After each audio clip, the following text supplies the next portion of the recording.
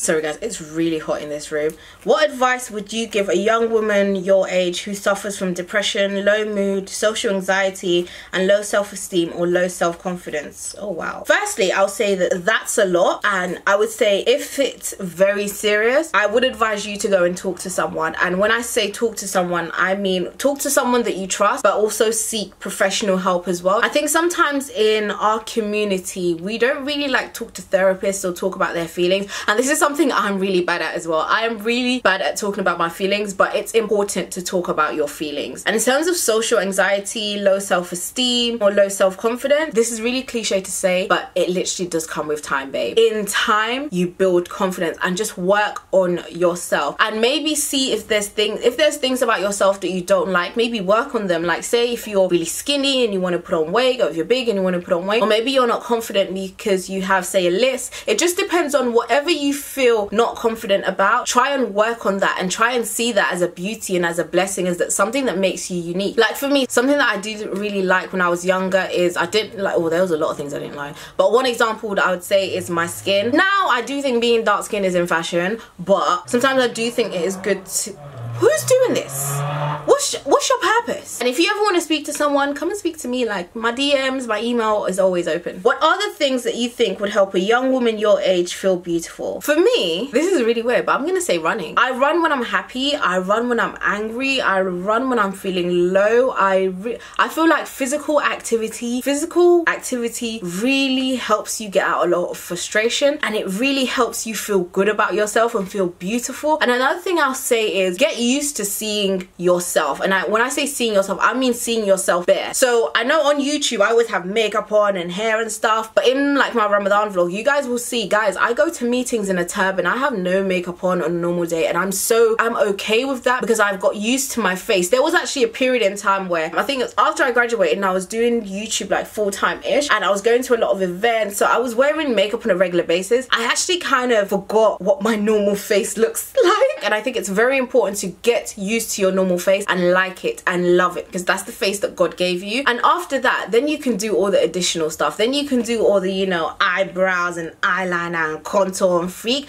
Those will just enhance your mood and just make you feel like extra but the basis should be get used to your face, get used to your body, start physical activity. I really feel like physical activity really helps, whether it's a gym, running, cycling, whatever you want to do. I really think that helps with building confidence and helps you feel good about yourself, and in turn making you feel like you're beautiful. Have you ever been to France? Yes, I have. I've been to Nice, Lille and Paris. Do you have family in France? Yes, I do. I have like a lot of cousins and stuff in France. I think most of my Senegalese side is in France. Do you think it is strange for someone to travel or go to concerts, to the cinema, to a restaurant alone? No, no and no. Absolutely not. You guys will see once again in my Ramadan vlog, I go to dinner by myself, I will go to the cinema by myself. The only thing I would say I wouldn't go to by myself, but I actually have gone, is a festival.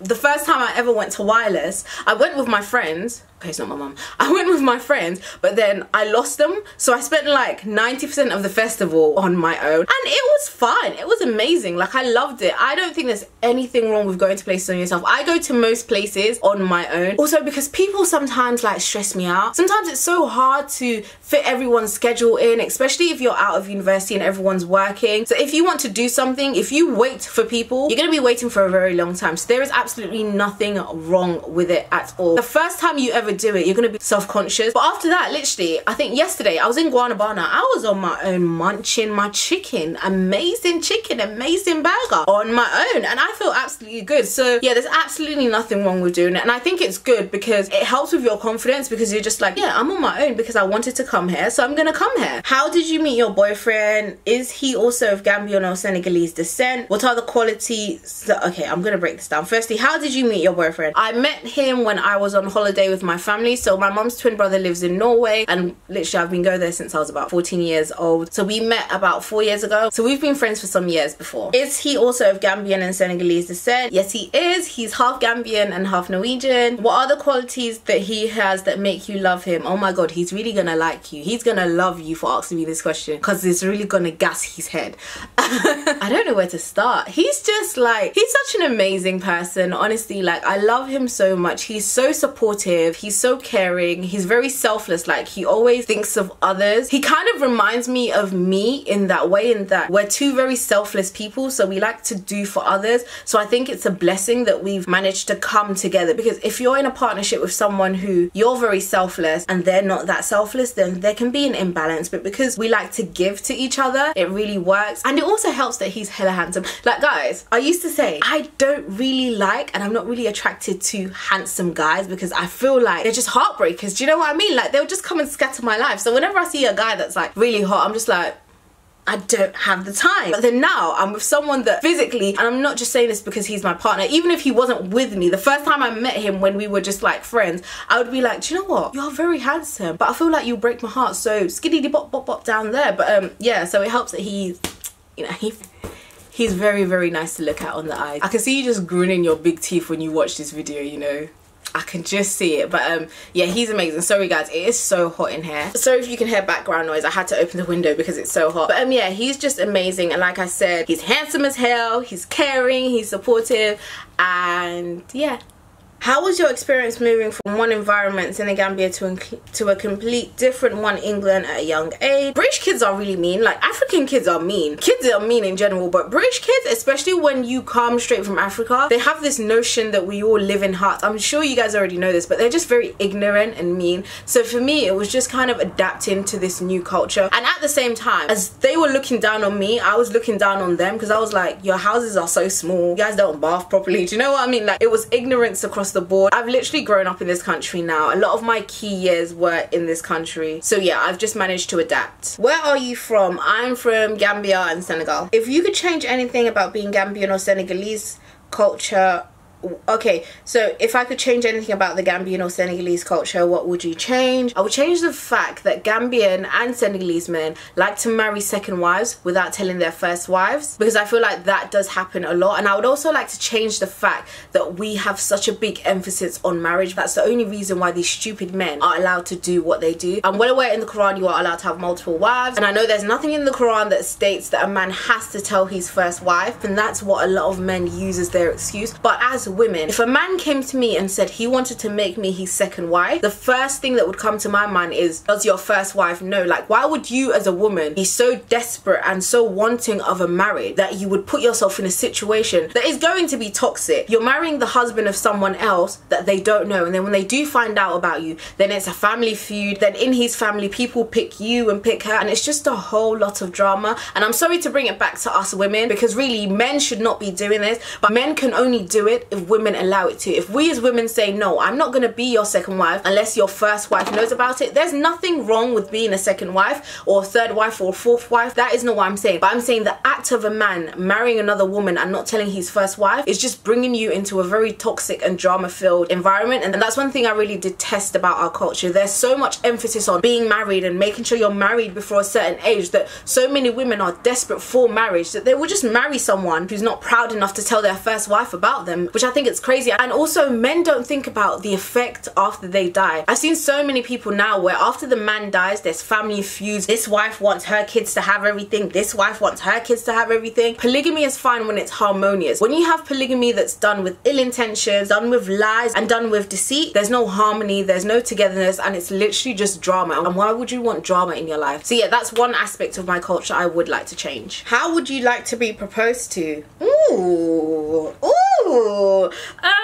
I've always said I would like to be proposed to with all my family, not all my family, but like my immediate and some of my extended family present. But I want it to be that he proposes and I don't know they're there, but after he proposes then they all come out, and it's just like, just be surrounded with love. But I know that that would be a headache to try and facilitate, just because my family is scattered everywhere. Just to try and facilitate my initial family, the people I live with, would be a headache for my partner. So to then try to initiate the extended family, I just know it would be a bit crazy. That is how I've always wanted to be proposed to. Either that, or I want to be proposed to not in the UK, like in another destination, like while I'm on holiday or something like that. Because I would like to have a destination wedding, but I don't feel like I can. My family is just scattered everywhere. So the organization would just be stressed. The only destination I can have was either Norway, because my partner is from there, or Gambia. But in terms of like, say, getting married in Santorini or Bali, I don't think I'd be able to do that. Organization would just be too much stress, and I don't really want a big wedding. So yeah, I would like to be, actually, yeah, I would like to be proposed to abroad, so like in another picturesque country country. It doesn't have to be the beach, it just has to be pretty. I want it to be pretty, but I also want it to be realistic to us. When do you think you'll get married and start a family? When will you marry? Where will you marry? Do you know what? I'm actually surprised that I don't have a lot of marriage questions, but thank you guys. I appreciate you. Soon, I hope, inshallah. Not too soon, but soon. But for me, the when is really the right time, and I do feel like I have the right person. I think we just need to find the right time, inshallah. So when the time is right, that is when I will marry, and that is when I will start a family, inshallah. When God thinks it's time for me to. What did you study at university? I studied biomedical science. Out of all the countries you visited, what country has been your favorite? South Africa. I always say South Africa because it was my first semi-solo trip. I went there on my own, but I was going there to volunteer. But I just love the country, the culture. I really loved it. I felt at home. Someday I would love to like take a year out and just travel around the African continent, because I just love that continent. There's so many countries in there I want to go to, and I don't mean like the obvious countries. I want to go to countries like Namibia, Tanzania, Kenya, Chad, and Mauritania. Like I said, at one point I did want to study anthropology because I really want to get into like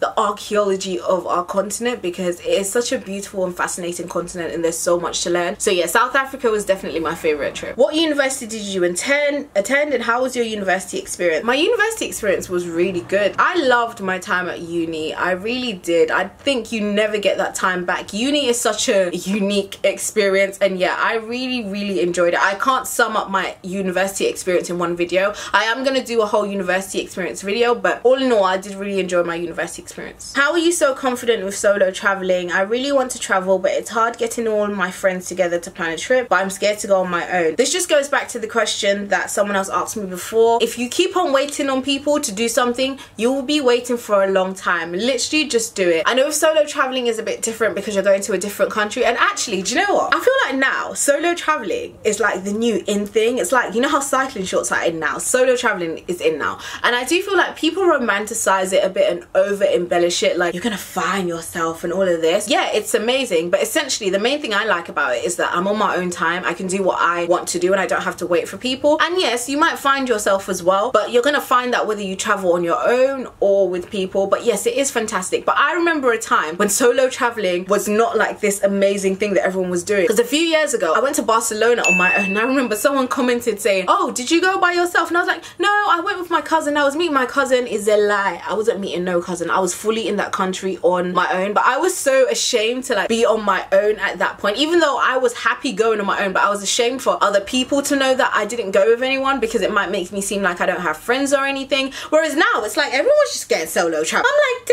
damn, somebody should have given me the memo a bit earlier. Just do it. Just book that flight. But also look at the countries you want to go to. There are some countries that I will say I'm happy I didn't solo travel. So Morocco would be one of them, just because their culture is very intense. But I would say most countries in Europe, if you are from Europe or the EU, most countries in Europe are okay to travel on your own. So if you are from Europe, if you're doing your first solo trip, I would say don't do what I did. I went all the way on like a 13-hour flight to South Africa. Start with something small. So maybe go somewhere in Europe, like a 2-hour flight, maybe like Barcelona, Alicante, Portugal, Italy, Rome. Rome is an amazing place to go. Start with something that's still abroad, but like a close distance. See how you feel, and then once you've done that, then I think you'll be okay to go to like to other amazing countries that may be a bit far away. And if you're from America, I would say, yeah, start local. Maybe go to a different state on your own, or maybe go to Canada, which is kind of close. So I know Mexico is close for some people who are down south, and then see how you find it. And in time, I think you'll be okay. But always research the country you're going to. In this day and age, always have technology with you. It's so important to have data. Always be connected so you can always be safe. Have you stopped making natural hair related videos? I really love your videos on natural hair and protective styles, and that's why I started following you. No, I haven't stopped. Like I said, I took like a mini inconsistent break last year just because I was trying to sort out my career. And when you're working, you're grinding. Honestly guys, I think for like the last year, my hair has either been in a bun or in like, you see the half wig that I have that's always back. Well, I have two of them. I've got the clip-ins and the half wig, but it's literally those two things. If I'm going out, I try and jazz it up a bit, just because I've not really been experimenting with my hair because I haven't had time. But obviously,